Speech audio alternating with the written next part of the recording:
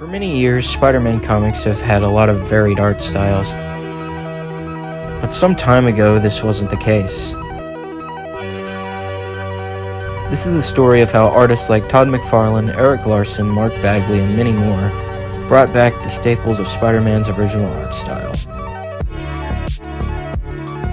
In 1962, Steve Ditkos would begin his work on Spider-Man with his debut issue, Amazing Fantasy 15, and he would be the character's artist until issue number 38. And after that, Spider-Man would change drastically, and would go from a book with quirky art to one that closer resembles a more typical superhero art style, as Peter grew to be a much more handsome man than he already was. And most characters would get a slight retooling, making the designs more in line with the other superhero books. For the non-comic readers in the audience, you may be more familiar with the style of Spider-Man in things like Sam Raimi's Spider-Man trilogy, Spider-Man the Animated Series, and Spider-Man and His Amazing Friends, to name the well-known examples. This style would remain as most artists didn't heavily differ from the designs Romita had put in place, only having minor changes made to the design, like logos, hairstyle, and the occasional lens change. The art style still remained consistent even when Spider-Man got his black costume, and the style would last from issue 39 to 300, as even the earliest McFarlane issues somewhat stick to the Romita designs,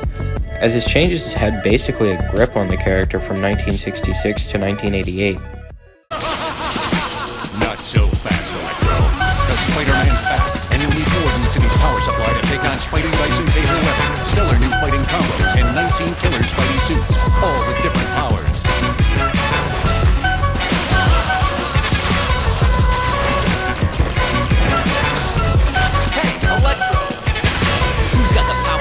Spider-Man 2 and your Electro, they're ready to fight. Are you? Rated E for everyone.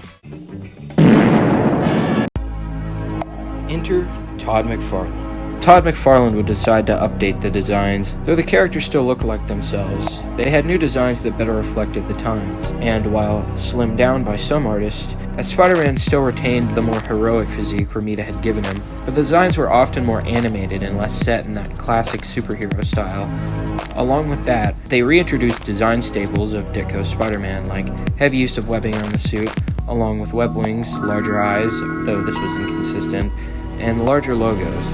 These artists had combined the more heroic Spider-Man with his more creepy and quirky design to revolutionize art in Spider-Man comics. Though I must add they were not the first, as Raw and Friends had done this a few years earlier, but the designs still retained a lot of that Romita DNA and weren't different enough to spark a full design change.